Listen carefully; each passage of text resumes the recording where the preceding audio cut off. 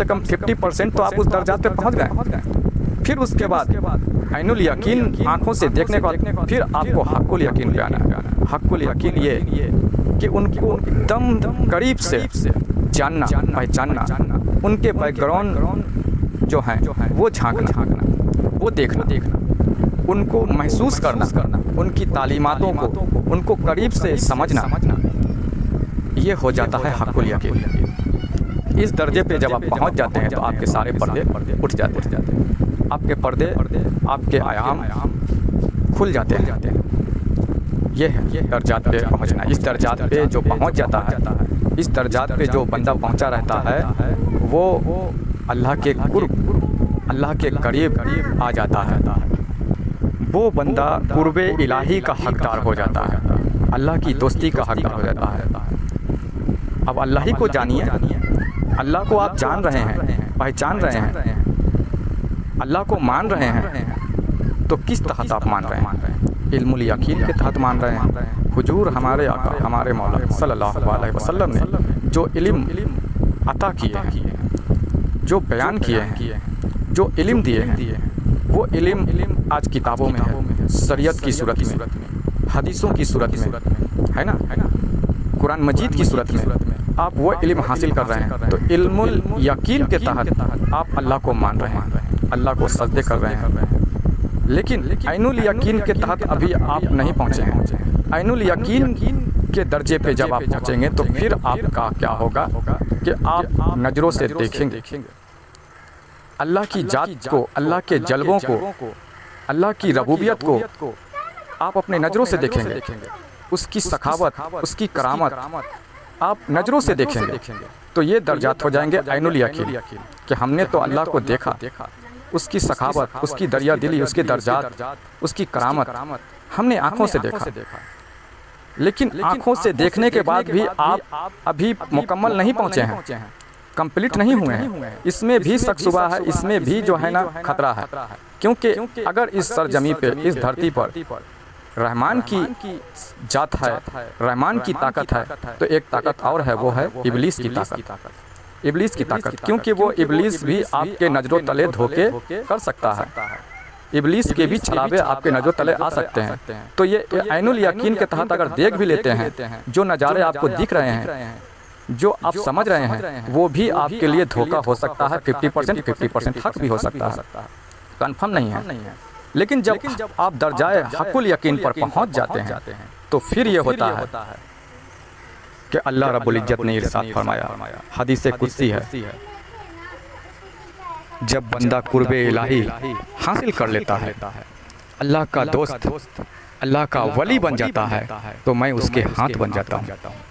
सुभान अल्लाह। फिर अल्लाह रब्बुल इज्जत फरमाता है कि जब वो बोलता है तो मैं उसकी जुबान बन जाता हूँ।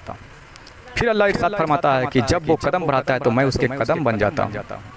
तो इस तरह से हक़्क़ुल यकीन पे जब पहुँचेंगे तो अल्लाह की जात, अल्लाह की सखावत, बल्कि सराफा अल्लाह खुद बंदे के अंदर मौजूद हो जाता है, बंदे के दिल में आकर मुकीम हो जाता है, बैठ जाता है।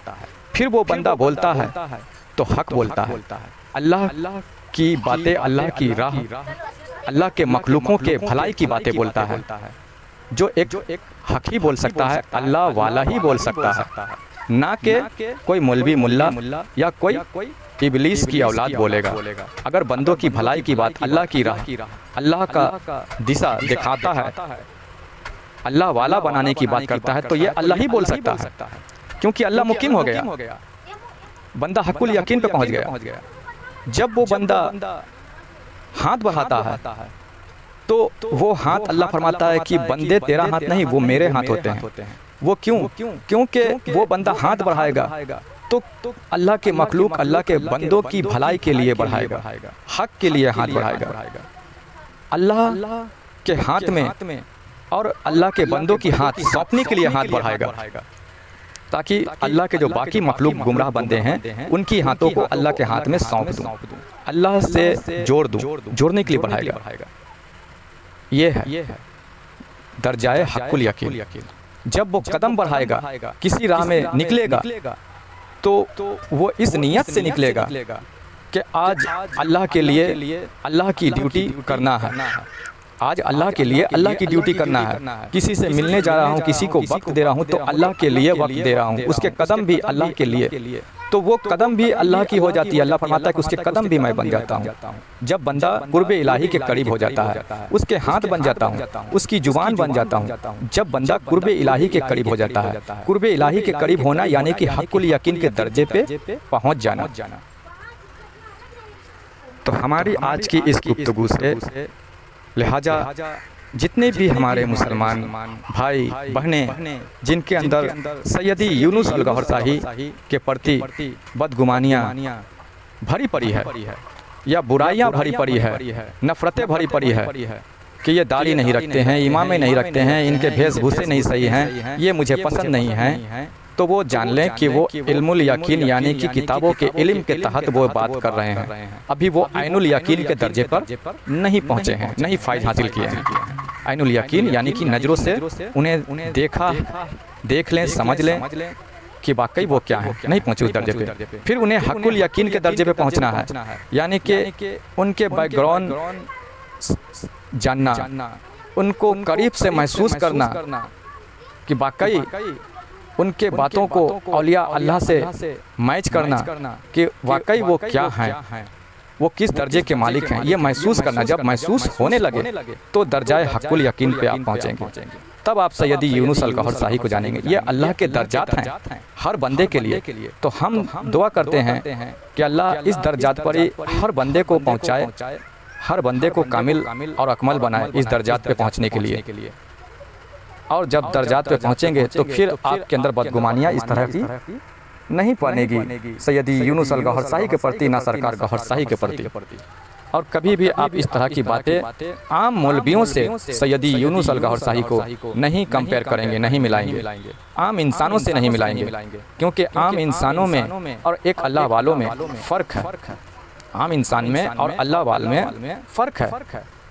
आम इंसान जहाँ तक चलता है तो इल्मुल यकीन के तहत ही, यानी कि किताबों के इल्म ही से वो दुनिया में चल रहा है। ऐनुल यकीन के दर्जा नहीं पार किया है, हक़्क़ुल यकीन का दर्जा नहीं क्रॉस किया है। जब इस दर्जे पे पहुंच जाएगा तो वो आम इंसान नहीं होता है, वो खास इंसान हो जाता है। वो दर्जाए अल्लाह के कुर्ब तक पहुंच जाता है। जब तीसरा दर्जा पे पहुंच जाता है बंदा